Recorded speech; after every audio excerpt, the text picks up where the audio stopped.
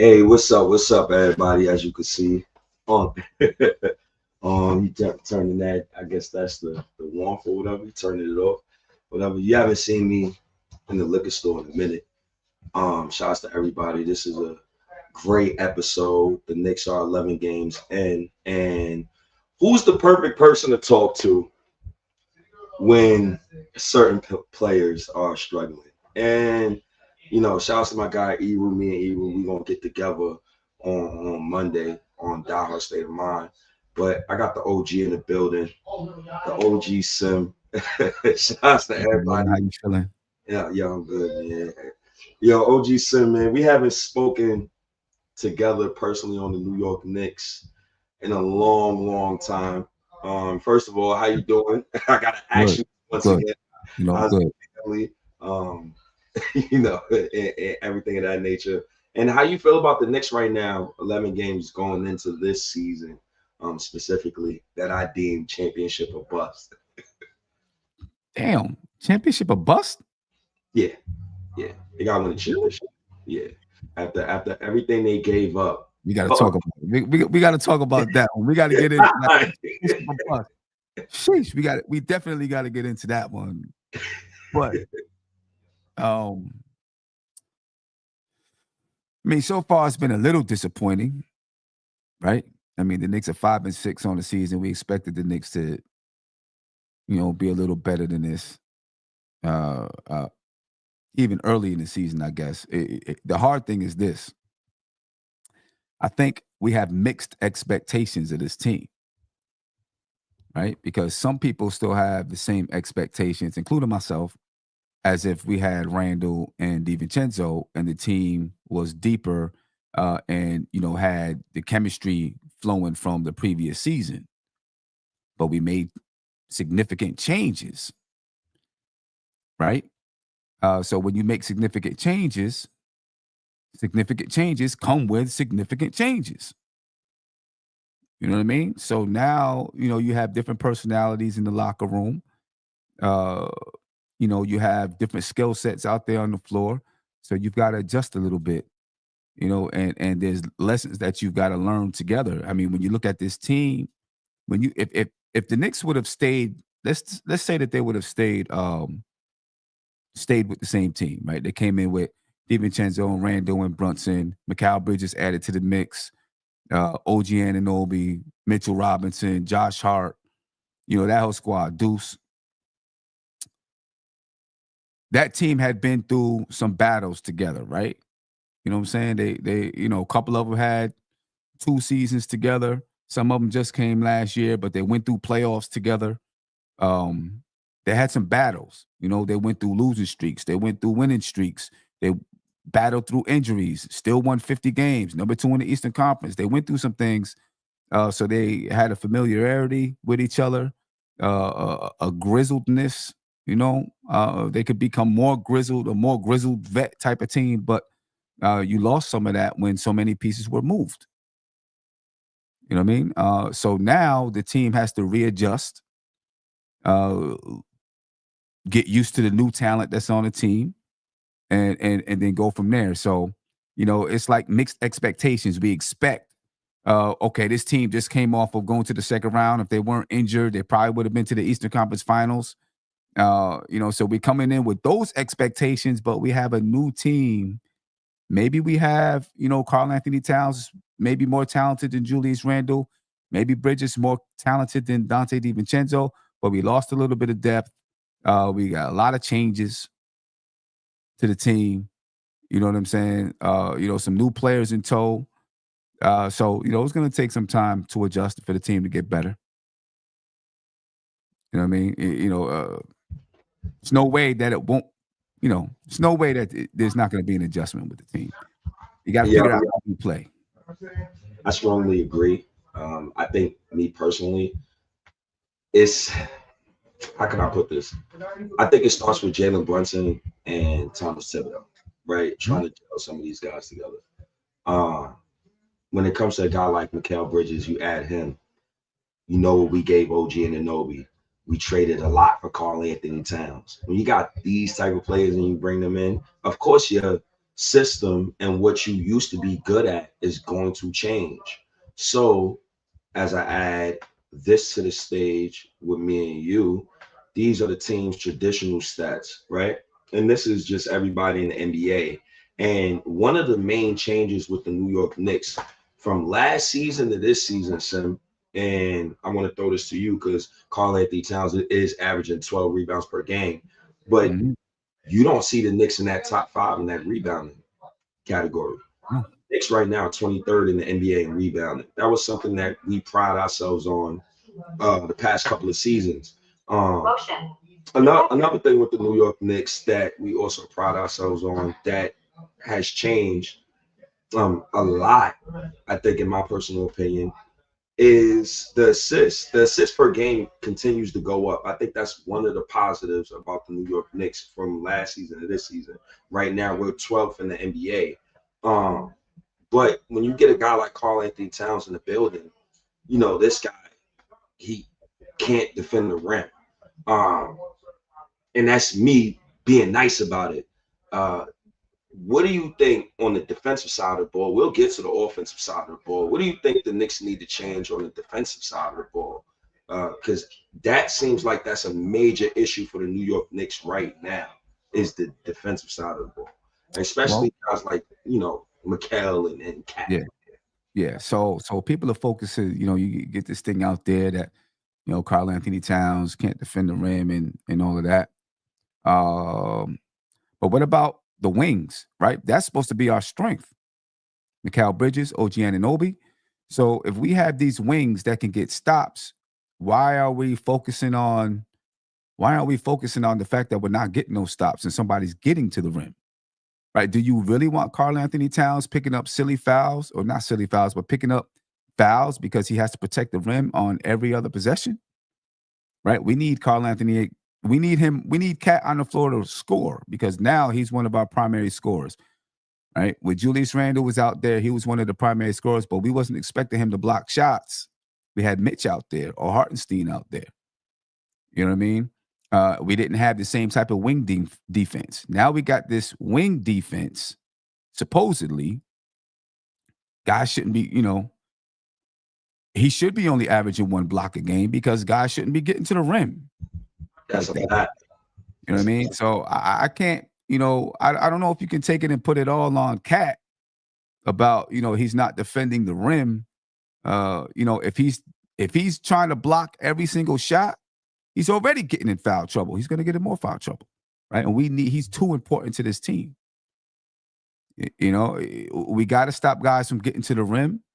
You know, we'll get, you know, when we get Mitchell Robinson back, we'll get some rim protection. You know what I mean?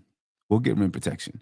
I'm not expecting him to be, you know, a super shot blocker. You know, we need him to score 25 to 30 points a game. I'm not either. I'm gonna give you an example, right? The play right here. Who fault is this on this play? Let's give a prime example, right? So you see how this play starts out. Deuce gets beat. Now, on this play, once again, I'm gonna let it play again. Yeah, bring it back. I'm gonna tell you where to stop it. Bring it back. I'm gonna tell you where to stop it. Okay. All right, let it go. Now you see Karl Anthony Towns man goes up and his Cat's man sets the screen. Right? So let it go. Okay. So boom. Stop it here. Okay. Josh Hart should have been coming over to defend that because Cat's man is out here on the perimeter. Right? So if Cat came all the way down and we kicked it out here, I don't know if he's knocking down threes or not. We kicked it out here. Now we're mad that he didn't defend his guy. He let his guy stay out there and shoot the three. Yep. Right? Josh Hart should have been coming under. Josh Hart should have been helping in. Josh Hart and who is this? Matt Ryan? Both of these guys should have been helping in to stop this penetration. Right? And this is campaign here. Right? All of these guys should have been pinching in to stop that penetration. Karl Anthony Towns, man, set the screen. Cat's real job is to get back out to his guy because coming off the screen, Kobe White is coming on the left side of the elbow.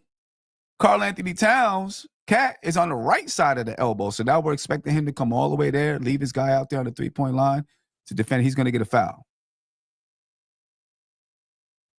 Oh, it's crazy because I'm looking at this play, and earlier I'm like, okay, Deuce McBride, you let Kobe White beat you off the dribble with his offhand to the point where I had to stand up like and make sure like it was his offhand. So he beat you with his offhand. So now, what do you want Cat to do? Jalen Smith can spot up and shoot the three. He's a floor spacer. Do you want Cat to defend the rim here and overly commit? Right. No, you don't. And you see Cat put his hands in the air to say, hey, who's supposed to be here? Right? Yeah. Because he knows that's not his assignment now. You see his hands in the air. Who's supposed to be there? It's not his job. When it comes to Cat and just removing this, how do you feel about Cat? Because Cat, he's a monster, yo. I'm not even going to lie. He's averaging 25 right now, 12, 53% from the field. I believe 50% from the three-point line, almost a block, almost a steal. Obviously, the rim protection, we could talk more about it. I don't think that's the strength of his game. But how you feel about Karl Anthony Towns? And do you view him as the long-term center? Because I don't want Mitch starting next to Cat. I think that's an automatic no-no for me, especially if Mitch comes back. We know he's going to come back hurt. That's my main issue with him. So I'd rather him come off the bench and be a center who can be the backup for Cat, right? Cat right now, I think his issue is mainly system and mainly the other players communicating. Just on that defensive play that me and you just spoke about just now, it was no communication on that. Cat, yeah, it's his problem too, but those other guys, like, they have to help out. So I'm getting to the point where go ahead, son. My fault. Yeah. So I mean, my take on Cat, coming over, I wasn't sure if he was gonna, how gritty he was gonna be be, how much he was gonna, be able to, just have some gritty type of dominance to his game. But he's definitely surprised me. He's playing tough basketball. Obviously, he's rebounding the ball really, really well. He's a demon on the inside. The only thing I wish, as far as his offensive game, the only thing I wish is that he would, when he's posting somebody up, use his strength a little bit more. I feel like he's able to get knocked off of his block a little bit. Doesn't really, push his guy back when he's posted up, ends up, fading away or sometimes getting trapped and turning the ball over. That's the only drawback I have for him right now. You know what I mean? But I like the way he's playing. I love the way he's playing basketball. The first few games, I was a little concerned because he was taking like 8 shots, 9 shots, 11 shots. I'm like, nah, we need you to take 18 to 20 shots per game. But now it's like you can see it in his mind, like, oh, okay, this is what they want me to do. Bet, give me the rock. Let me go to work. You know what I'm saying? And now he's not afraid to, express some dominance out there while he's playing. So yeah, I like what Cat's doing. Do I see him as a long-term center? I think he's a 4. Well, I don't think he's a 4. It's go ahead. My bad. I think he's a 4. I think he's a 4 that can post up, shoot the 3, go off the dribble every once in a while. I think he's a 4 for real. He's got the height, but his game is a little bit more of a 4, in my opinion. And if we're worried about rim protection, he's not going to give you that kind of rim protection. He can protect the rim. Excuse me. He can protect the rim a little bit, but he's not going to give you that type of rim protection. I do think he's a little bit more of a natural 4. Maybe not the type of 4 that OG Anunoby is, but I think he's kind of a 4. And I think next to him, you put a thin, I don't want to say thin, but a center that can get up and down the floor. It'd be nice if they can stretch the floor, but also one that can stretch the floor by catching the oop, right? That kind of describes Mitchell Robinson except Mitchell Robinson can't shoot it from the 3-point line. But you need a center that's fast next to him because, Cat is a little bit slower. He don't have that kind of speed. But if you can find a center that can shoot the three, block shots, and then be a rim runner. You know what I mean? I think you have a nice combination there. So since we got Cat, obviously the way we play the game is going to be different. So in the first 10 games of this season, the New York Knicks reached 4th in offensive rating, 7th in net rating, 7th in assist turnover ratio, 9th in defensive rebounding percentage, 4th in effective field goal percentage, 4th in true shooting percentage, 1st in opponent's points off a turnover. So let's say if we turn the ball over, the opponent scores off that turnover. We're 1st in the league in that. 4th in field goal percentage, 7th in 3-point percentage, 4th in free throw percentage. I said 4th in field goal percentage, 4th in free throw percentage, 12th in assists per game. So we're looking at a great offense right now, but the problem right now is defense. And one of the main issues on defense is our beloved guy, Mikal Bridges. Mm-hmm.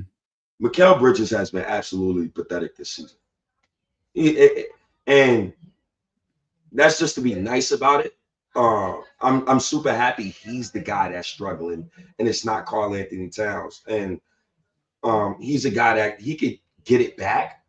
But what are you seeing from Mikal Bridges? Because he's shooting 31% right now on from the 3-point line. And let me bring up the big screen right here, OG, so you can see for yourself some of the stats that I uncovered. On catch and shoot threes, he's shooting 30%. That's disgusting. On 5.5 attempts. His defensive rating is 117. That's disgusting. I think that's a career worst, OG. His defensive field goal percentage is 48.3. For the record, Deuce McBride has a better defensive field goal percentage than him and Jalen Brunson. That is awful. His usage rate, 18.9. I believe that needs to go up. And his free throws right now is at a 63.6%. Mm-hmm. So what is going on with Mikal in your opinion? Is it him? Is it Tibbs? Is it Brunson not giving him the ball? Should we force feed him even more? We traded 5 firsts for this guy. I need way more from him, OG. Way more. Yeah, I think Bridges is a system player. So, force feeding him, in my opinion, is not going to change a lot. He's a system type player. You know what I mean? He doesn't have the mindset, in my opinion, to step outside the system. He's going to get what he gets inside the system. You know what I mean? So giving him the ball and say, move out the way, let him create, I don't think we're going to have success that way. That's not the way he plays the game. He plays the game by kicking the ball out to him, and then he attacks the person who's closing out. Right? That's his form of creation. He attacks the person who's closing out. He's going to have catch and shoot shots. He's going to have he's going to get kickouts. Like that's his style of play. He's a system guy, and it's the reason why the Nets didn't win when they tried to make him the guy, because he's a system guy. He doesn't have that mindset, in my opinion, to be the number one guy. He's going to play within the system. So I think it's just about him finding the rhythm of his shot right now, because he's playing within the system. Figuring out when do I get my shots, and that's the thing about a system player, in my opinion. A guy who creates his own shot they're gonna dribble themselves into being in rhythm, right? Boom, boom, boom. I'm going. Right. And they're used to being the guy that's going to get the ball and create the shot and do those things. A system player needs the system to find the rhythm for him. You know what I'm saying? And so when you got 1, 2, a bunch of different pieces into the starting lineup, the system might be a little bit disjointed. You might not know exactly where you're getting your shots yet, how you're getting your shots yet. You got to figure it out. So, you may not have rhythm. Once you start to figure out, where do I get my shots from? Maybe how many shots on average am I getting a game? When do I get my shots? you know, this person passes the ball a little bit high, so I can adjust this way, or they pass it a little low, so I adjust that way. Or now they're adjusting to him. They know where his pocket is. Now he starts getting in rhythm, and you start seeing those catch and shoot threes. You start seeing those percentages go up, right? You start seeing a little more to his game here and there.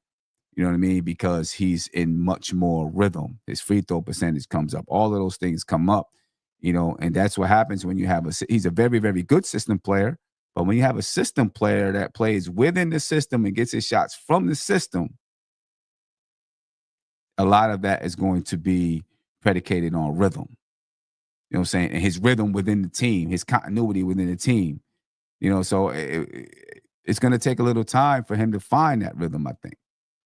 Yeah, I agree. And for the team to find the rhythm with him and understand where he wants the ball, when he wants it. You know, how many times do you see Mikal Bridges call and demand the ball? It depends. It's funny because I don't know if it was the last game versus the Bulls. I got to check my notes. But towards the end of the third, they was playing exclusively through Mikal Bridges when Jalen Brunson was off the floor. And he was getting a lot of post touches. Like they'll literally throw the ball of Mikal Bridges on the block and let him go to work. I think when you look at a guy like Mikal Bridges, and you can see right here on this little chart that I'm showing everybody right now, his 3 attempt rate is going way up in 2024 and 2025. I want him to continue to shoot a lot of threes, and I want him to work at the rim. But his money shot, OG, that midi, he gotta find a way, and that's something that I'm not putting on Thibodeau. That's something that I'm putting on Mikal Bridges. He has to find a way to make himself available for the basketball, which he does, but he has to be more effective when he does have the basketball. When you trade 5 first-round picks, OG, for Mikal Bridges, and he's averaging under 16 points per game, and he's shooting 31% from 3, he ain't doing his job. But okay, so I need to ask you this, though. Are first-round picks as valued as they were 10 years ago? Yes. I don't think they are. Only because they are. I mean, look at the Knicks right now. Jalen Brunson was what? Second-round pick. Bruce McBride was what? Second-round pick. Mitchell Robinson was what? A second-round pick. These are all rotation guys for the Knicks. One of them is an all-NBA player. Second-round picks. Jokic from Denver was what? A second-round pick. People are realizing that you can find a lot of value in the second round, so it devalues some of the first-round picks. As a matter of fact, some second-round picks can be even more valuable because you don't have to give them a long-ass contract. You don't have to give them a guaranteed contract. You know what I'm saying? So I think the Knicks feel like they can find value, and they have, in the low first round and second round, and have these play Kolick. Yeah, right? Yeah. Right? The Knicks feel like they can find value in the second round and turn these guys into rotation players. And so that makes those first round picks a little bit expendable to them, to teams that are still like, oh, I need these first round picks. Right? Because the Nets are going to take those first round picks and trade them. They're not going to use all of them. Right? They're going to trade them. So I'm not sure those picks are as valuable as we might think they are right now. I think first round picks have been devalued some because there's so many other ways to bring in NBA talent through the G League, right? People developing players through the G League, people, players that's overseas, these other ways to bring in talent. And we're seeing people pop off in the NBA from places other than just the draft or just the first round. And we're seeing a lot of first round players that were drafted in the first round that end up out the league. So I don't think they're as valuable as they once were. It's funny. I'm be honest with you, Sim. That's the best explanation somebody has ever said it to me. That is the most logical explanation somebody has said it to me, because I'm looking at it from the standpoint of, we traded 5 firsts for him. I need all-star production from him out the gate. right? Mm-hmm. I'm looking at it from an asset standpoint. I'm looking at it from the standpoint of we don't have no first round pick next summer. So I'm scared if he, looks like a role player. But maybe I need to fall back and understand, hey, maybe this is a team setting and certain teams win championships, not just individual players. I don't maybe your explanation calmed my idea about the whole offensive side of the ball. But what about defensively though? Because he hasn't stopped the cold all season. What's up with him? And last game, I think it was the first quarter. Him, OG Hart, no connectivity on defense. Yeah. They're not talking. Mikal Bridges, 2020, what was it? 2021, 2022. He was top 3 in defensive player voting, right? This is pathetic what I'm saying from him on the defensive side of the ball. Yeah. What can he do just to be better? Because he has spurts where he's good on the defensive side of the ball. He was good on the defensive side of the ball versus the Hawks. I think they shot 5 for 19 versus Mikal Bridges, but obviously I believe we lost the game. But what you think he got to do defensively to just pick that up on that side of the ball? I think he's skinny. He, and maybe he just doesn't have the type of body that's going to bring more weight. So I feel like, players are getting bigger. He's staying that size. Is he getting stronger? I don't know. You don't have to be big to be strong. You can still be strong. But I feel like he doesn't have the weight. Guys can push him back a little bit. He's also, being, he's got to defend one of the top 2 guys every night. So that's going to be a tough task for him. I think that he's also got to adjust. He's a system player defensively as well. You know what I mean? So I think when the team starts to figure out what they're doing defensively, his defense will get better, right? Like you showed his defensive rating at 117. What's the Knicks defensive rating? That is a great question. So let me go to Stat Moves right now. I got you because a lot of times a player's defensive rating, correlates to the team's defensive rating. I've seen players that aren't really that great defenders, but their team is a really good defensive team, and so that player's defensive rating looks good. That's very true. The Knicks right now have a defensive rating of 115.5 this season. So let's scroll down. Right now, the Knicks are 4th in offensive rating. Obviously, they're a great offensive team. I don't think offense as a whole is the issue. They're 19th in defensive rating. They're 8th in net rating right now, and they're 6th in 3-point percentage. To be clear, I clicked in on the team rankings right now. So if everybody could have a clear screen, let me make sure I could put this even bigger for everybody to see it. So right now, the Knicks are 26 in steals, 28th in blocks, 5th in field goals made. So that's a positive. We're 2nd in field goal percentage. That's also a positive. But too many red numbers right here. Too many red numbers. 29th in free throws made, 29th in free throws attempted. Offensive rebounds is horrible. Defensive rebounds is horrible. Okay, so go back to the offensive rebounds just real quick. What's their offensive rebounding rate? I don't know if we can always just count on the exact number of offensive rebounds because they're shooting much better than they were last year. So there's going to be less offensive rebounds to go around. What's their offensive rebounding rate? I think that's the number we need to go by. So, all right. Give me a couple of seconds to get this offensive rebounding rate. Because that's hold on. I got you right now, G.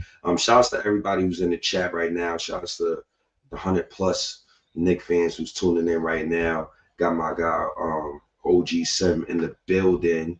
So let's go to Knicks rebounding stats advanced. And oh, that's great. They immediately had those stats. So right now, I don't think these are going to show what you want to see, but let's see right here. Yeah, but that rebounding rate, I think, is the key to watch for. That offensive rebounding rate this year. Because if we're shooting better, we're shooting better from 2, we're shooting better from 3, right? So, Yep. there's going to be less offensive rebounds to go around. So let me add this to the stage right here. So here's the team rebounding statistics.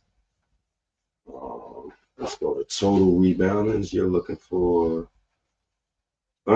It's not showing the offensive rebound. Yeah, not showing it. And yeah, we'd have to go somewhere to find that rate. How many? If there's 25 offensive rebounds to go around, Mhm. how many of them are they grabbing? Right? Are they grabbing 50% of them? Because that would be a high rate. We go. So another stat that I guess we could go by is rebound chances and rebound chance percentage. So as I scroll down here, the Knicks are way at the bottom. So the Knicks are, what's this? 1, 2, 3, 4. Knicks are bottom 5 right now.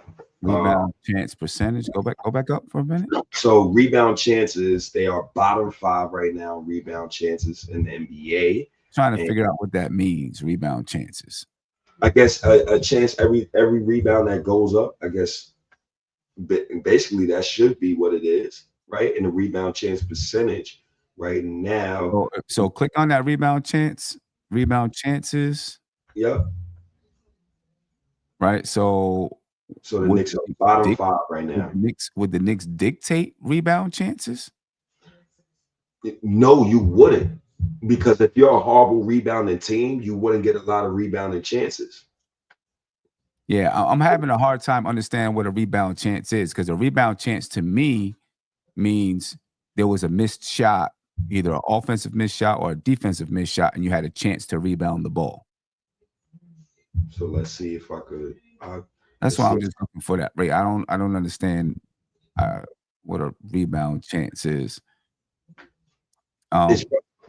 Go ahead, my fault, G. But I think whatever that offensive rebounding rate is what we need to look at when it comes to the offensive rebounding. If the Knicks miss 40 shots, how many of those missed shots become an offensive rebound? And then what's that rate compared to the rest of the league? So I think we have to look at that as far as the Knicks offensive rebounding, because they're scoring the ball more, so there's going to be less offensive rebounds to go around because they're scoring the ball more efficient. Let's say that. So if I got the stats right, the Knicks are. Let me put this on the big screen. No, that's last season. Never mind. I'm definitely gonna find that. I'm gonna send you that information tonight. And that is a good stat. Yeah. But the defensively, I think when the Knicks start to get on a string defensively, you'll see all of the players play better defensively. When you're thinking out there on the floor, like we saw that clip, who's supposed to have the rotation, this and that, everyone's gonna look bad.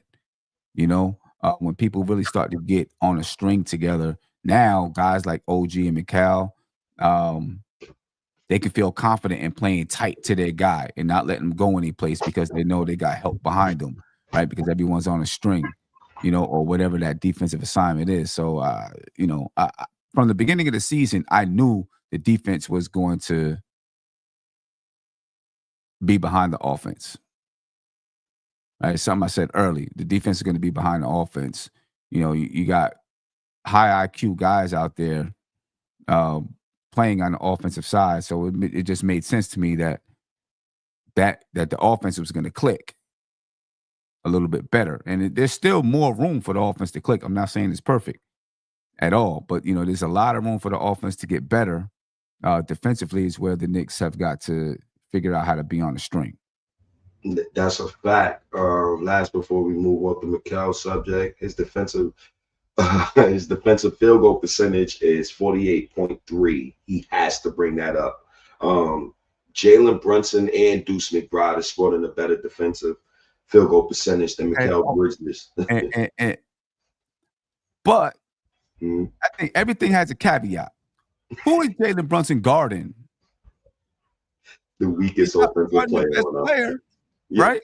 Yep. You're right. He's not guarding the best player. So to use Jalen Brunson's defensive, field goal percentage, I don't think, if he's guarding a guy that don't shoot, of course it's gonna look like that. Bridges is guarding a guy is gonna shoot the ball when they get it. So you gotta take that into consideration. Nah, you're definitely right. You gotta take that into consideration. Let's get into one of my favorite Knicks players, Paperman, aka OG Anunoby. Shouts to the chat right now. Who's this? Uptown Forever. Shouts to you, brother. What's up, State? What's up to you, brother? Appreciate you. Uptown Avenger. I said Uptown Forever. My bad. He said Mitch. Shouts to Money Mitch. We can't wait to see you back. Corey Lee, a dope ass guest. I've been waiting for this. Whoa. Sim ain't no goddamn guest. This the Pod Father. Some of y'all need to some of you young bucks, man. Listen, man, you better respect your elders, man. That's the OG I got to be. It's all good, man. It's all good, Corey. Corey knows. I think Corey knows. Corey been around. Shouts to Kobe, Ruby. It was Papa OG. Yeah. Salute to State and Sim. Salute to you, man. Salute to everybody who's tuning in. Just getting off the Mikal subject. Paperman, OG Anunoby. Mm-hmm. I ain't even gonna lie to you, OG. He's hooping. He's definitely hooping, man. Like OG all last year, I was like, yo, I need him to get more aggressive offensively, look for a shot a little bit more. And, he's doing that a little bit more this year. He's not going to be this great creator off the dribble and all of those things, right? But he knows he knows how to attack a closeout. He can finish in a fast break. When he does attack a closeout, it goes baseline. He's finishing over top of somebody. He's knocking down a little mid-range jump shot. He's hitting threes. I mean, he's shooting like 41% from the three-point line or something like that so far this season. And that's definitely obtainable, a season-long stat that's obtainable for him to maintain. You know what I mean? OG is playing right now. OG's our third best player. I'm gonna disagree, and I'm gonna go out on a limb and say he's the Knicks' best overall player right now. I love what I'm saying from it, man. I guess the disrespect got to be as loud as the respect. 42% from three, defensive field goal percentage 41. He's defensive rating 114.5 is probably a little high after 11 games. His steal percentage is very high at a 2.2. On the season, his first 10 games he's averaging 16.4. His steals per game at a 1.6. Like he's playing so aggressive and exactly the way I want him to play. The only thing I can ask from OG, and I would love for you to speak on this, I need some more nastiness from him. I need some more rah-rah from him. You're not gonna get that. We got other players to do that. I don't think OG's gonna do that. That's not who he is. That's not his demeanor. That's like asking Jericho Sims to do that. Come on. OG's not doing that. OG's not doing that. That's not what OG does. So where would you place OG inside the pecking order then? At like the way he's playing now? Because right now it looks like to me he's like the third option. Yeah, now. I think he's the third best player on the team right now. Some people might want to say he's overall the best. That's a debate, but he's definitely the third best player. Is he the third option? I don't know if he's the third option because Mikal Bridges right now is getting more shot attempts than him. I think Bridges is at about 13.8, where OG's like 12.6, something like that. So, one more shot attempt. It's just Bridges is not shooting the same percentage from the field. OG is shooting a much higher percentage. A lot of it is because he finds a way to get to the rim, either through attacking the closeout on a fast break, or sometimes it's maybe hanging in the dunker spot and catching a pass from Jalen Brunson or Karl Anthony Towns. Yeah. But also remember that OG's been in the system for for at least half of last season, so he's a little bit more familiar with what the Knicks want to do, where Mikal is learning it.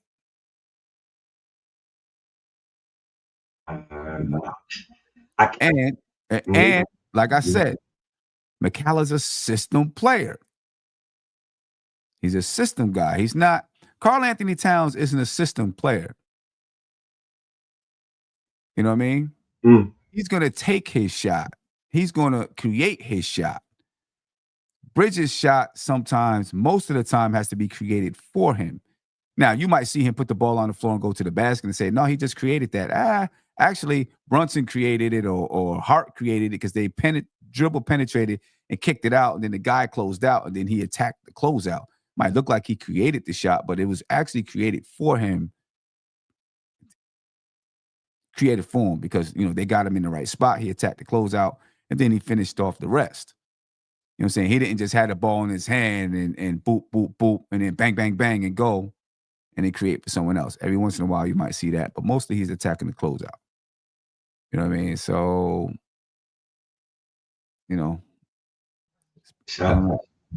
Shouts to OG, man. OG and Anobi. That's part of one of the issues of this team, though. In my opinion. Yeah, they don't close out strong. Well, you have Brunson. Right. You have Cat. Yep.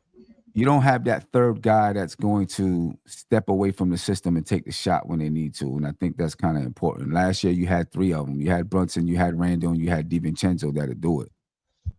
And could do it in a half-court set. Don't really, mostly you got Brunson and Cat, and then you got mostly system guys. Maybe Campaign is a little bit, maybe he could do it. He does it a little bit, but you mostly have system guys out there. Besides those two, now OG and Bridges are very, very good system guys. System guys that could, if the team is really good, be on an all-star team. But you're not throwing it to them to say, hey, create a shot. When we see a last-second shot, if they take the last shot of the game, it's because it was kicked out to them. Or, there was some kind of mess up and they had to create it. Other than that, it's either being kicked out to them or it's going to be Jalen Brunson or Cat. Because they're the guys that can create a shot, get to the foul line. Look and see how many times Bridges goes to the foul line. Yo, he don't get to the foul line a lot. And that's one of the biggest signs of someone being a system guy. That's one of the biggest signs. System guys don't get to the foul line. You're right, because they're following the plays that's directed to them and shooting a spot up. And it's shooting spot up, attacking the closeouts. The guys that get to the line, if you go look at guys that, who's got the highest rate of getting to the line, none of those guys are system guys. They're all guys who create their shot. And the defender has no choice but to foul them. Free throw attempts. That was a great, you might be right. No, matter of fact, I think you are right. Because usually guys, and this is a prime example of guys who's going off a script, and bring this here. And look at the guys who's averaging a lot of free throw attempts, right? You got Anthony Davis. He's not a system guy. You make your system to fit him. You got Giannis, you got Jason Tatum, you got Dame, you got Shea, you got Harden, you got Trae Young, Jimmy Butler, Nikola Jokic, Luka Doncic. That's your top 10. Keep going. You can keep going. Okay, Keep going. Benedict Mathurin, who actually destroyed. He destroyed the Knicks so bad. Matter of fact, let me not even get into that because I'm still mad about that game. But Benedict Mathurin, you got Devin Booker, Kevin Durant, Cam Thomas, Jalen Brunson, who is 15th in the NBA in free throw attempts. DeMar DeRozan, Karl Anthony Towns, De'Aaron Fox, Jaren Jackson Jr., Julius Randle, shouts to Big Dog Juju, Larry Marketing, LeBron James, RJ Barrett, shouts to RJ, man. Bam Adebayo, and Colin Sexton. That is your top 25. None of those guys are system guys. Maybe, maybe down towards 25, maybe there's one down there that's kind of a system guy, but can still create a little bit. But none of those guys are really system guys. System guys don't get to the line. Because they don't create, because they don't put pressure on their defender to have to defend. That's what gets people to the line. You're putting pressure on your defender because you're breaking down the defense, going to the basket. You're putting pressure on that guy, and so they have no choice but to foul you sometimes. I mean, he'll do that. How many free throw attempts is he averaging? Less than one? I think I looked at that the other day. Like less than one a game or something. Let's go to Mikal Bridges. And shouts to Mikal Bridges. Like, we're not trying to like crap on Mikal Bridges or anything like that. It's just trying to analyze his game and see like where he could be better at. One free throw attempt per game. That is oh goodness, Mikal. And just to show everybody on the screen. Now he's had averages, yep, exactly. So let's take a look. When he was with Phoenix, look at his numbers, right? 1.4, 1.7, 1.8, 1.9. Playing in the system. When he got to Brooklyn, they tried to make the system around him. Right? Yep. He had one season, 22-23, where he was averaging 6.6. But, now he's playing with Brunson. He's playing with Karl Anthony Towns. He's got to play within the system. And I think he plays best as being a system type of guy. And as you can see here, Knicks fans who's watching, let me make sure you could see on your screen. So at the very bottom where it says 7, that is where he's with the New York Knicks right now. And let's scroll over here to free throw attempts, what OG was talking about. And yo, OG, all right, you got it. You're definitely right. Because when it went to Brooklyn, it fits exactly what you're saying. He went to Brooklyn and his free throw attempts went up, right? And he comes to the Knicks and his role changes as now his free throw attempts go down. Yeah. So I mean, hey, I can't beat that. I can't beat that. He just got to be more efficient. If that's what I'm getting from our conversation. Right. Be more efficient. Do what you do. Be efficient, and play, and be, listen, if he's efficient, he can average 20 points a game. Right now he's efficient from the field. I think he's shooting 47 or 48% from 2, but only like 30% from 3. Yep, and 64% from the free throw line. The free throw line, but he's only taking one free throw a game. So, right. So if he can, he can be efficient. Start knocking down the 3. His field goal percentage is going to go up. He can get his points per game up to close to 20.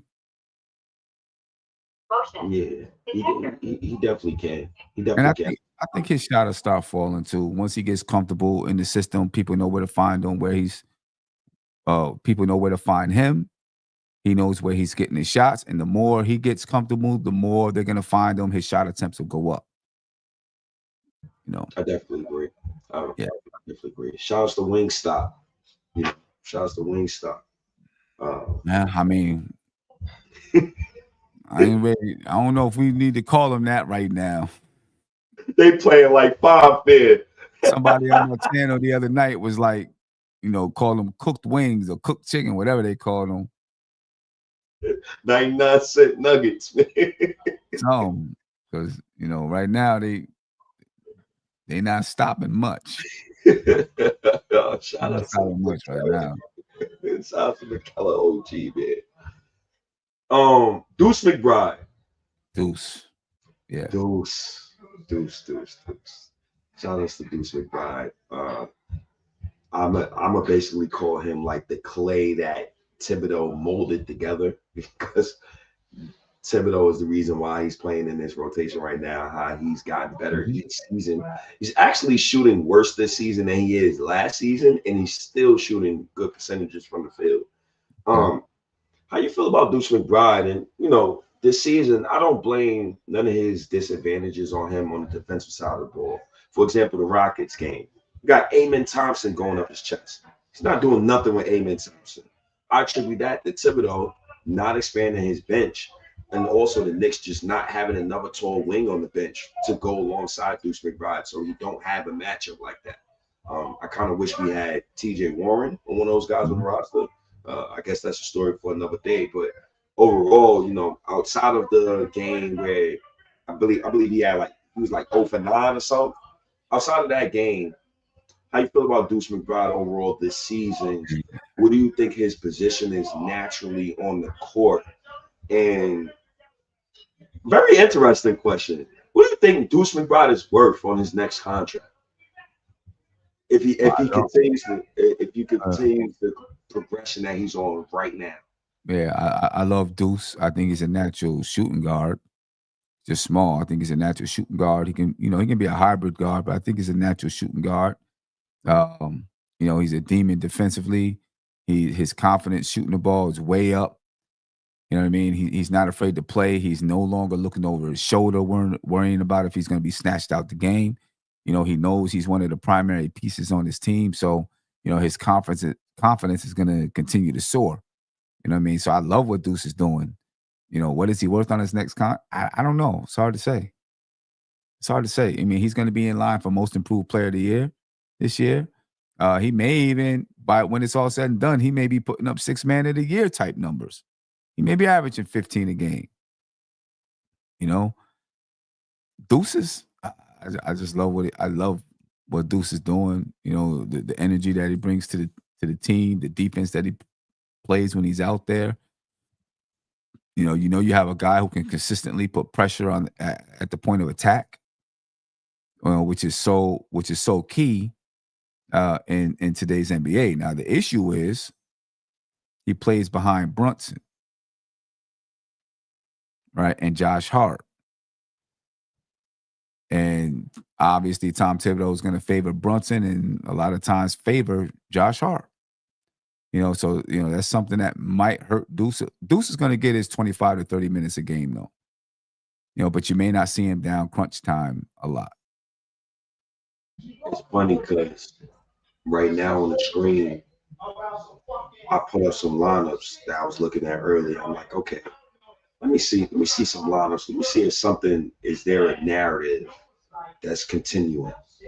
OG, as I read to you, what do you see the constant in these lineups? OG, McHale, Brunson, McBride, Sims, 35 minutes rating, plus 38.6. Cat, OG, Hart, Brunson, McBride, 29 minutes, net rating, plus 27.2. Cat, Payne, Hart, Bridges, McBride, 26 minutes, net rating, plus 36.1. The starting lineup, 196 minutes, net rating, minus 2.8. Well, I wouldn't worry about the starting lineup part. That's my opinion, because they're consistently playing against the other team's starters. So that's obviously a tougher task.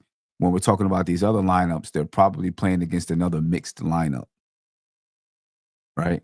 So it's not like OG, McCall, Brunson, McBride, and Sims is playing against the other team's starters. They're probably playing against 2 or 3 starters from the opposing team. So it might look a little bit different. That net rating might be a little bit different. If OG, McCall, Brunson, McBride, and Sims were playing against the other team's starters, they may have the same net rating if that was the Knicks starting lineup. So it's hard to say because who are they? Who are these lineups playing against? That's what you always got to take into consideration. Now, but Deuce being out there in all those lineups is definitely a feather in his cap, and let you know that Deuce is, a key to the Knicks' success, especially on the defensive side. You know what I love about Deuce? Deuce, first of all, he has one of the highest defensive rated. He has one of the highest defensive field goal percentages on the team. He's defending at a high clip. That's and he defends good players too. Yes. Not like he's defending, any Joe Blow out there. He's defending good players. Another thing that I love about Deuce McBride, and this is just, let me share this with the screen with you, OG, so you can see for yourself. Just some stuff that I was cooking up with some stats that I was like, oh, I didn't even know. So Deuce McBride, career high in usage rate, 18.4. Obviously, he needs the ball more in his hands this season, right? Points per game, career high, 11.6.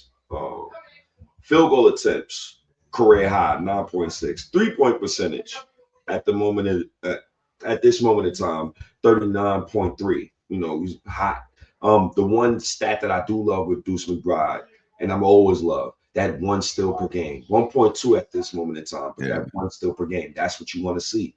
His defensive rating as well, hot, right? 115.2 at the time. His defensive field goal percentage. Oh, I got it wrong. It's actually a 40.2. You miss, man. I love Deuce. I think he's on one of the best contracts in the NBA. I view him as a backup point guard for me because he brings a different element to the game.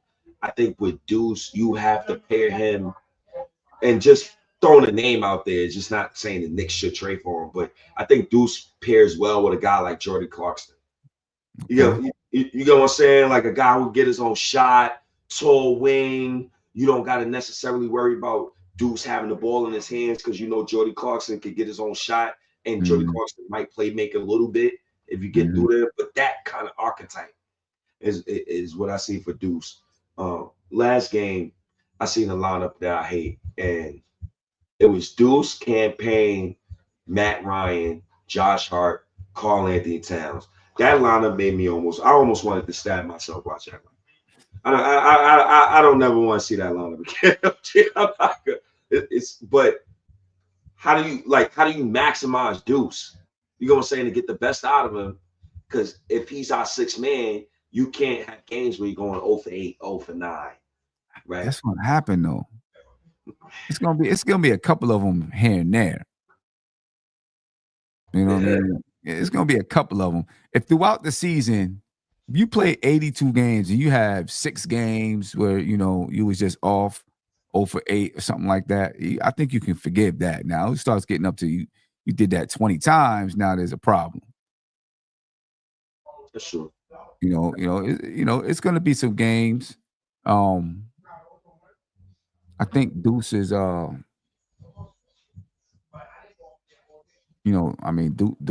Deuce is he's in the ring of trust now. He's in the circle of trust now. He in the Illuminati now. I'm saying he ain't coming out. He ain't coming out of that circle of trust. He's in that circle of trust. Once Tibbs gets somebody in that circle of trust, you in there. You in there for life. Look at Todd Gibson. You in there for life. It don't matter. If Derrick Rose came back right now, said, Tibbs, I want to play. Tibbs like, all right, let's go. Suit him up. Yeah, I will admit, man. Deuce McBride, but that's a player you invest in, though. Yeah. You know what I'm saying? Like, even listening to his interview on the Roommates podcast, who I got beef with right now, because I'm like, why are you podcasting me down 22? And you think it's just cute because you want to talk to Rick Brunson. Shout out to Rick Brunson and Jalen Brunson. Love you, brothers. But Deuce McBride, he goes on the Roommates podcast and he was just talking about his preparation over the summer and talking about things that he was doing. I'm very proud of him. I hope he stays on the team.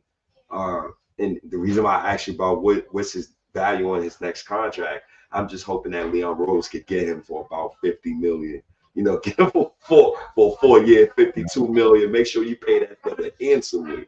Yeah, it's gonna be tough. I don't know when he's available for the next contract, but it's gonna be, it's gonna be he's gonna make some money.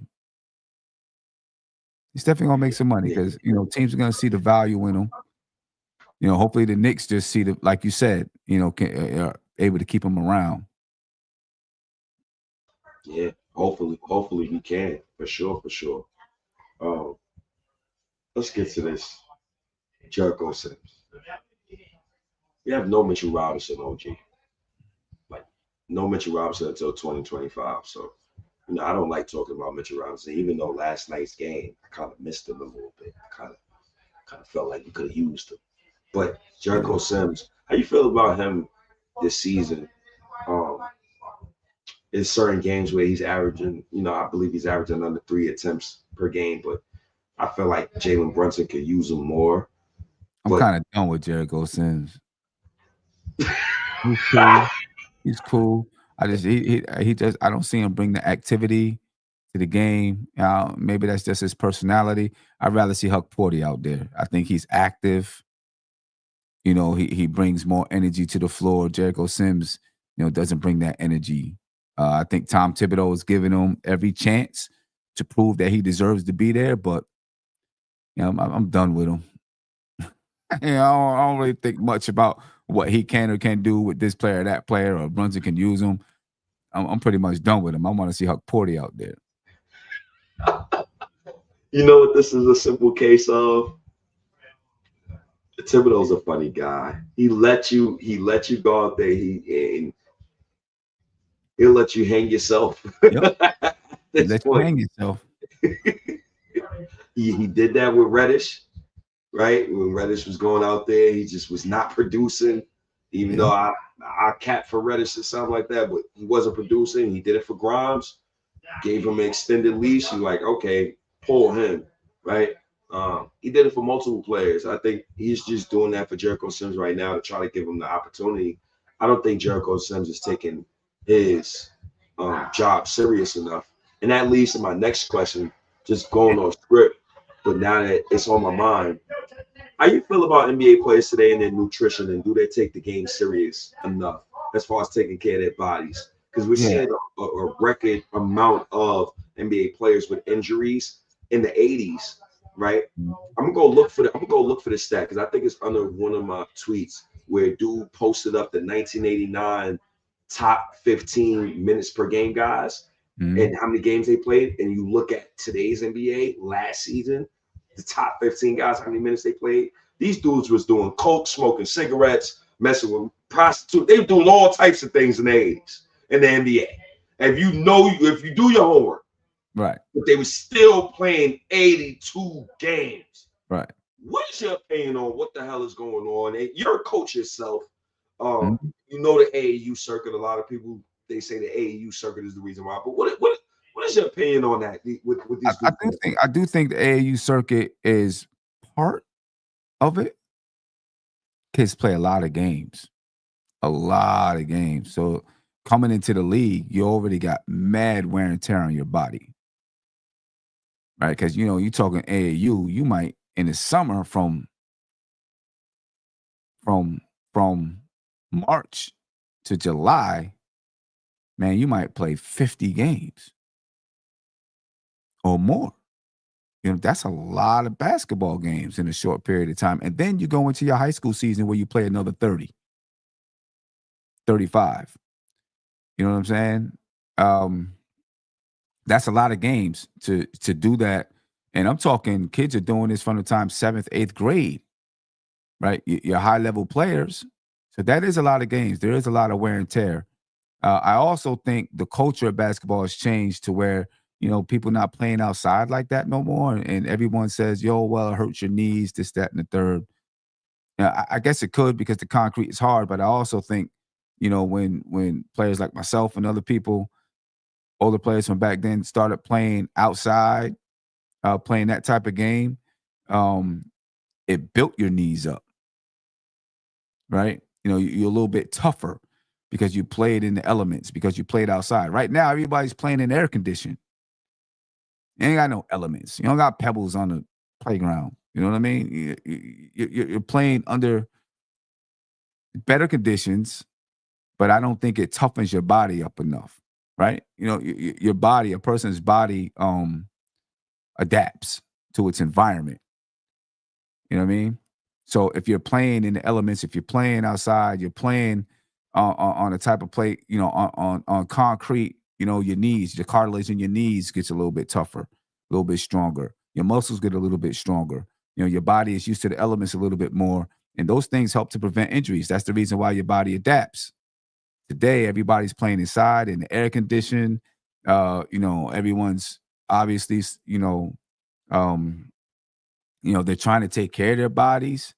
But I also think, you know, playing only inside, I'm not saying don't play inside. I'm just saying playing only inside and never getting exposed to the elements and playing outside. I don't think it always does your body as good as people say. That's just my opinion from a basketball player. And then also you get these young players who's getting overworked at a young age. You know what I'm saying? Everyone's pushing them. Oh, you're not tired. You know, we're going 7 days a week. You don't need a day of rest. Such and such over there is not resting. Such and such over there is not resting. You know, and that's the farthest thing from the truth. Your body needs rest in order to get stronger and to get better. And if you're not getting that rest, then your body's not going to get stronger and get better. You know what I'm saying? Your body will get weaker. You know what I'm saying? Like if you lift weights, you need your days in between to let those muscles rest and regenerate, right? And come back stronger. That's how they come back stronger. It's the same thing when you're playing sports because you're still using those muscles. Your muscles are breaking down. You need time to rest for those muscles to grow back. You know, you also need a mental break. You know what I mean? So I think, the way the system is from these young guys coming up, they're getting overuse.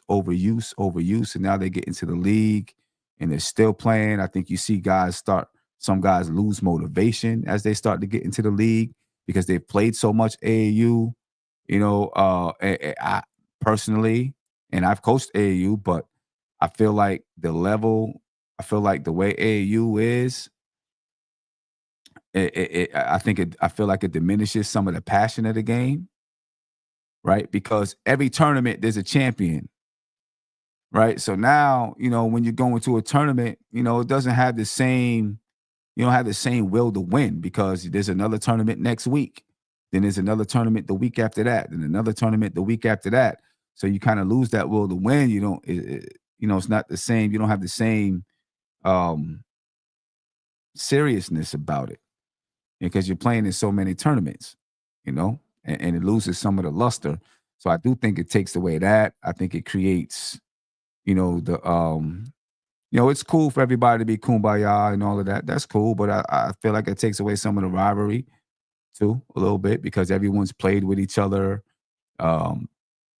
AAU, this whole thing where the super teams in the NBA, that came directly from AAU, right? Because coaches and organizations are always trying to stack squads, right? So they can go out and get a sneaker deal and all of that, get a shoe deal and everything. So they try to stack the squad. They're not really coaching the team. They're just putting a bunch of talent together. You're not developing a team that grows together. You're just trying to throw talent out there. You know what I'm saying? And you miss some of the better elements of growing and developing a team, having loyalty to that team. Obviously in the NBA, the business side becomes a little bit different.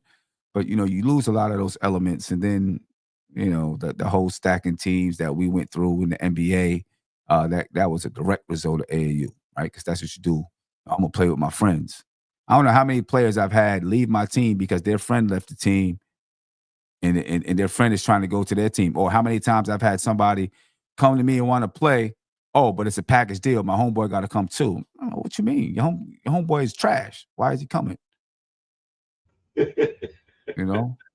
So like, yeah, the whole AAU thing is different.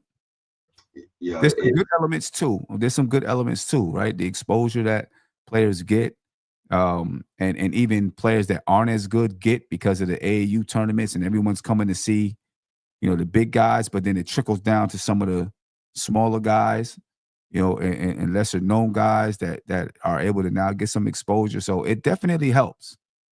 You know what I'm saying? Because before it was like you got to go to each high school gym and this and that and this and that, and you might miss guys. But now all these teams are in one location. Coaches come out and they might see a player and be like, "See this guy over here? I think I can work with that guy over there." You know, and you know, and do some things like that because all the talent's in one location. Yo, damn. Oh, Jesus broke it down. Yeah, I mean, well, and you know, so and there's some really good programs out there that are teaching the right type of nutrition and you know, teaching skill, doing a lot of skill work and all of those type of things, especially like your IMG academies, places like that. You know, you go there and everything is just about basketball, right? You're still going to school, but everything's about basketball. And so they're teaching you nutrition, how to care for your body. You know, they're teaching you all of these things, and you're getting, you know, skill development, and you still get your education and those type of things. So, you know, it's not all bad, but there's still a lot of bad pieces to it. What would you so what would you say to like young people or young players, in your opinion, like to try to prevent your body from just breaking down fast, or helping your body as you get older? Eat right. That's the biggest thing, right? I coach girls varsity basketball right now, and in our playbook, we have the athlete's plate. It's called. Right? If you go online, you can search it up. It's called. Just type in the athlete's plate, and it shows when you have um like a vigorous workout, when you have just a like a middle workout, or you have a light workout. It tells what you should eat, right, to help your body replenish before practice, after practice. You know what I mean? Eating, how you take care, the food that you put in your body is what's going to help you to replenish, right? The food, what you take in is going to help you to recover. If you go have a hard workout and then you go drink soda, you just did your body wrong, because you're not putting any nutrients into your body. Right? You have a hard workout, you need protein so that your muscles can recover. You need electrolytes, right? So that you can replenish those electrolytes that's in your body. You know what I mean? Eating and sleeping. If you and no overuse. Those three things right there can be a key to an athlete being really successful. Eating right, getting your sleep, and don't overuse, don't overwork your body. You know what I'm saying? Don't believe that, because I took tonight off, this guy over here is now going to be better. You know what I mean? And that's what a lot of coaches will preach. No, you got to have a night off. You got to have time off so that your body can recover. You know what I'm saying? Your skill ain't going nowhere. As a matter of fact, you might get out there and your skill got a little bit better because you're fresher. You know what I'm saying? Yeah, and there's plenty of things you can do, even if you're, you might take a night off. You might take some time off from the rigorous workouts, but you can still work on your footwork while you're in the house without a basket. You know how many things, how many ways you can practice basketball without having a basketball or a hoop? It's a million ways you can practice without having a basketball or a hoop. You know what I mean? And you can do some of those type of things. You can work on your balance. You know what I'm saying? You can watch video and learn some things. At some point, though, you need a mental break too, and just not think about basketball, and just, take some time to just think about anything else other than basketball so that you don't burn out. But yeah, eating right, rest, and don't overwork your body. So real quick, before we get into this pathetic bench, and then I get you out of there, because I don't want to hog your time the whole night. Thank you, OG, for pulling up, man. I really appreciate that. Wow. Great conversation. I guess now I could go back to the Twitter timeline with a more meaningful understanding of of certain things that's going on. So I appreciate this conversation. What sets in first, in your opinion, for a basketball player? Mental fatigue or physical fatigue? And what is the worst of the two? mental fatigue or physical fatigue? I think they complement each other. To be honest with you, if you're in shape, if you're in shape, um, you know, you, if you're in shape, your body can handle it mentally too. You know what I'm saying? You're in shape. Your brain is still, receiving the messages that I can go, I can go, I can go. So you're still alert. You're still astute. You're not in shape. Your brain's not receiving those messages. You know what I'm saying? So you feel mentally drained. And also eating right and all of that, plays into your brain function. You know what I'm saying? If you're putting garbage into your body, you're not feeding your brain the nutrients that it needs to function properly. You know, all of that, all of that. But if you're in shape. You'll be able to function mentally still. You'll have some mental fatigue, but if you're not in shape, your mental fatigue will go way up. And you'll be drained. You'll feel drained. But if you're in shape, you feel good. You've eaten right. You got energy. That energy is helping your neurons to spark and all that stuff. Um, you'll be okay mentally too. Yeah, that's a great answer, OG. Yeah, because I always felt like, even just comparing it back to the Knicks, I feel like sometimes, like, let's say if Tibbs play a guy like Mikal 15 minutes straight, when he gets into the fourth quarter, that's when the physical fatigue starts setting in, because he played 15 minutes straight. But now the mental fatigue is setting in because he's physically fatigued, but his mind is trying to get him to do something that he can do when he Mhm. has a breather. Yeah. But Right. you get what I'm saying? So I always wondered, like, what's more important, but they do go hand in hand. Yeah. They go hand in hand. Basically. Definitely Uh, do. Last but not least, OG, before I get you out of here, the Knicks bench is so trash. Their bench is so trash, and we got Jalen Brunson, aka Jalen Iverson, but there's so much he can do.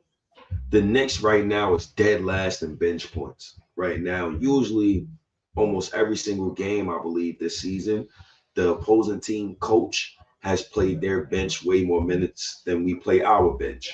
Right. Hmm. What is your solution for the bench right now? Or do you just go with, let's weather the storm until Precious and Mitch get back, and depend on the guys that we got right now without no adjustments as far as that's concerned? I mean, I would like to see them use, some of the younger guys a little bit. But I haven't seen them in practice. I don't know what they can or can't do. I think Dadier can help the team. Kolick has, been able to get out there and help. Huck Porty's been able to get out there. I'd like to see these guys. How many minutes can they actually give those guys a breather? I don't know. You know what I'm saying? I think right now they're just gonna have to. You guys gonna have to suck it up until we get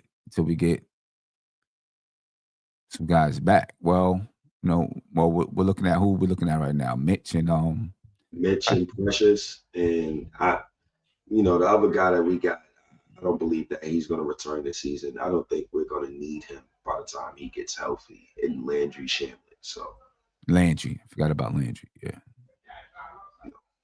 shouts to Landry Shamlin. I think by that time, just knowing the coach that Thibodeau is, Landry Shamlin is a guy who he's going to be healthy by the mid-February, but by that time, Thibodeau is going to be already entrenched in his rotation. Like, there's no shot he plays this year in New Mm. York Knicks. Yeah, that's true. That's true. He might be, unless he just really sees that there's a need for his skill set. It's the only thing I would say. If he really sees there's a need for the skill set, um, then maybe, because they need that quick lightning catch and shoot guy that can get the ball off like split second. Devo could do that for us last year, and obviously he's not here. So Yeah, they definitely don't have that guy right now. Nah, Just even looking at the roster as a right. whole, like we don't have no certified surefire sniper. Um, but Nah.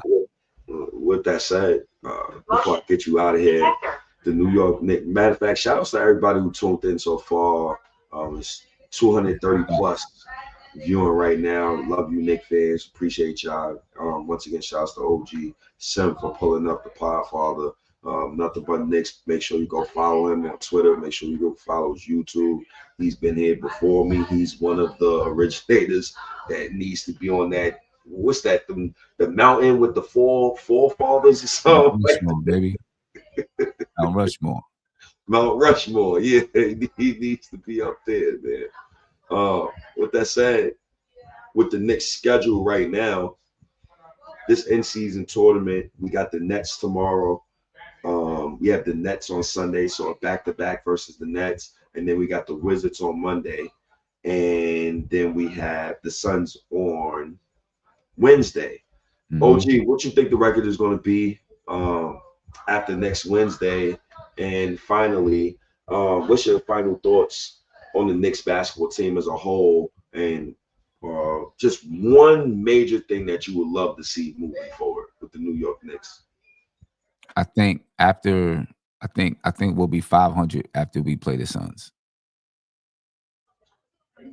I think we'll beat the Nets, and then probably lose to the Suns. Then we'll be a 500 team. You know,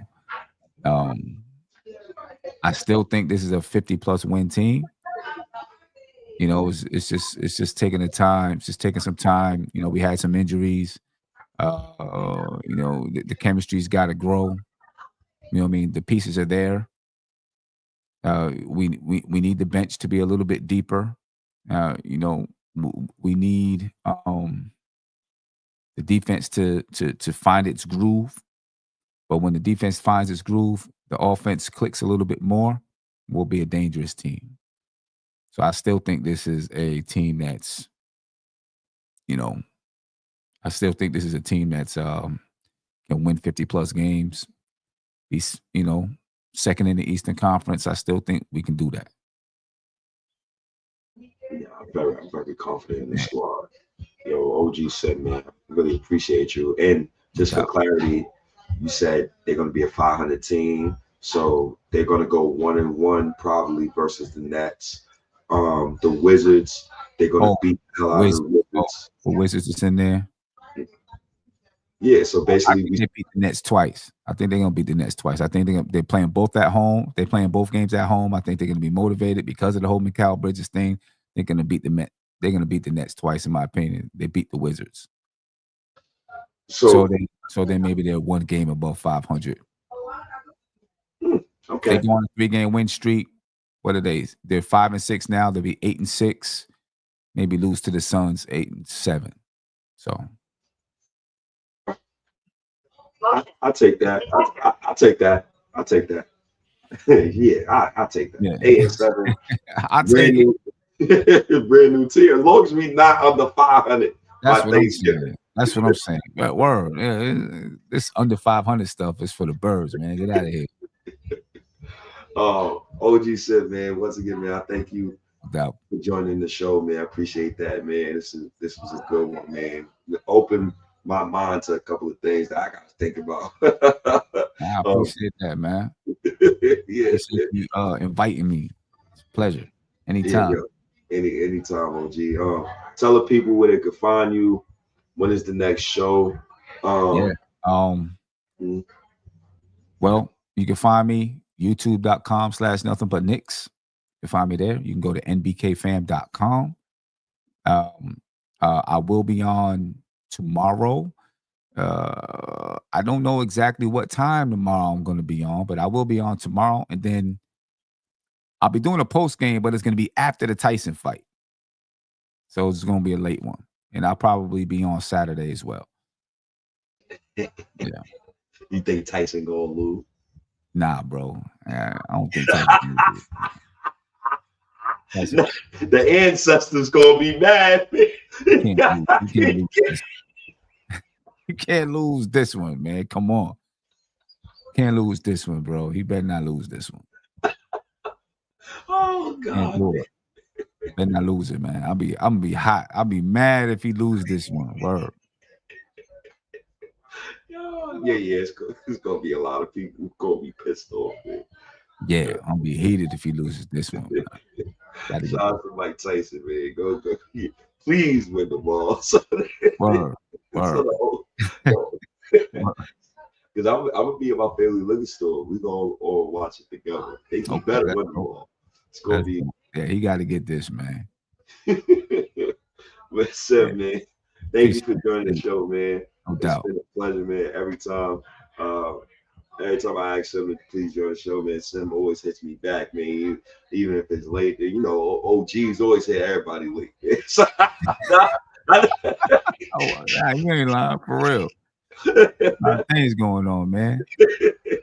I get it, man. Well, I appreciate you, OG. And once again, I appreciate you, Knicks fans that's in the chat. Salute to everybody that's in the chat. And salute to the fan base. Once again, let's go Knicks. Let's get this. Oh, my hand slipped. My hand, you see my hand. But yeah, yo, let's go Knicks, man. I appreciate you once again, Sam, for joining the show. Appreciate you, State. Peace. Yo, peace, man. And also, shout out to my guy Rick for that intro. That intro. Look, my hands is shaky right now. Shout out to my guy Rick, man. The intro and the outro to the pod was made by my guy Rick. He's on the Twitter timeline right now. I believe you can follow him at Rick like 178 or something like that. He always joins the post game streams that I run. I usually don't run a post game pod like directly after the next game. That's not where I need to be. I feel like Twitter Spaces is mad fun. I've been doing it for 2 years, so I'm going to continue to do the post game Twitter Spaces, and I make sure that I always go and find you Knicks fans, and give y'all a consistent Twitter space every single post game. It doesn't matter where I'm at. I'm gonna make sure you get a post game space on Twitter. So salute to y'all, salute to OG, Sim once again, the Podfather. Make sure you go cop the merch. SNYK Pod, Printify me. Make sure you go cop the merch. Make sure you go read those Substacks too. My last Substack, Bobito Garcia. Shout outs to the Puerto Rican and Dominicans, all the Hispanic. Shout outs to y'all. My last Substack, please go read that. And please go to my Reddit, right? Be More Like State. I'm definitely on Reddit as well. I'm everywhere. And go follow my Twitch too. I'm be on Twitch tonight. We're gonna be finished streaming Final Fantasy X. So make sure you go tune into the Twitch too. But now I'm officially done. My hands is twitching, like my hands be twitching and all that. But salute to y'all, man. I'm out here. Peace out. Shout out to my guy Rick with the tunes, man.